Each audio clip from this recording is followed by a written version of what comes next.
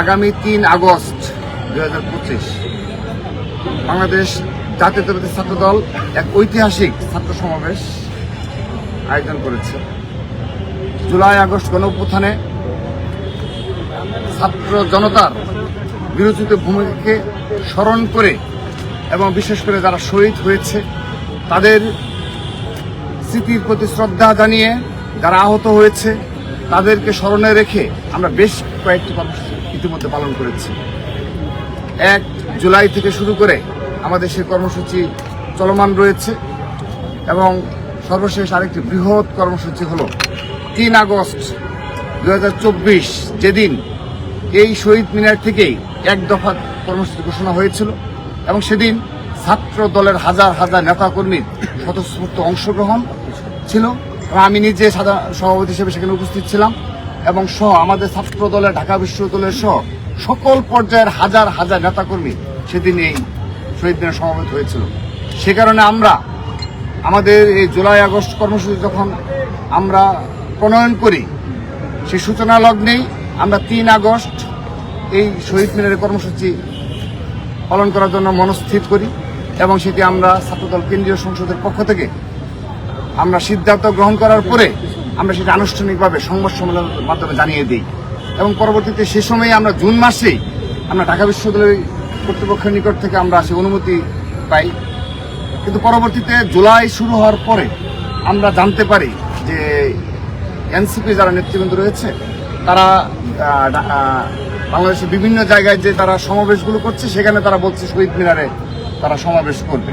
তো পরবর্তীতে আমাদেরকে এটি অবহিত করার পরে তারা জেনেছে যেখানে ছাত্রদল আগে থেকেই এখানে কর্মসূচির জন্য অনুমতি নিয়েছে।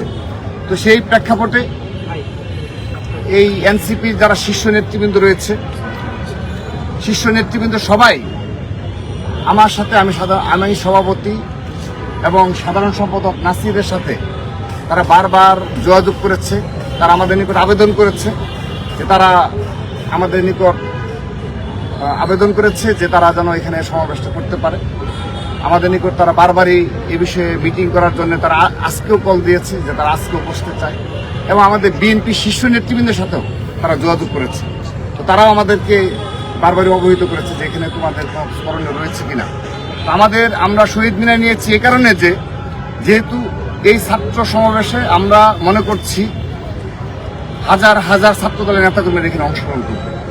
তো সেহেতু যদি শহীদ মিনার ব্যতীত আমরা যদি খোলা ময়দানে বিশেষ করে শাহবাগ কিংবা অন্য কোনো জায়গায় যদি আমরা এই ছাত্র সমাবেশটি করি সেক্ষেত্রে জনদুর্ভোগ হবে এবং রাস্তাঘাট বন্ধ হয়ে যাবে, অ্যাম্বুলেন্স সহ সাধারণ শিক্ষার্থীদের চলাচল ব্যাহত হবে। আর সেই দিনটি হল রবিবার।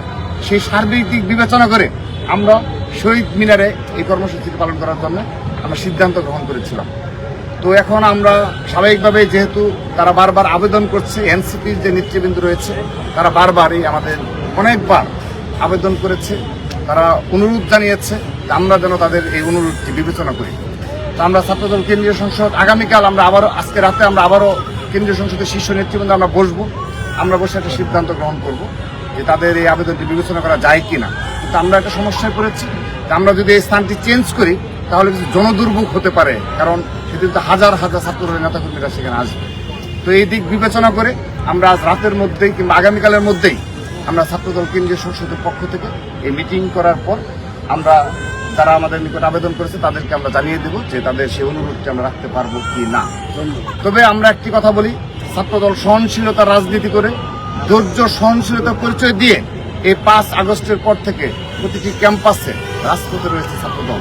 আমরা কোনো উস্কানিতে পা দিই না এবং মততন্ত্র কায়েম করার প্রচেষ্টা করা হয় আমরা সেগুলো নস্যাৎ করি, আমরা সেই ফাঁদে পা দিই না।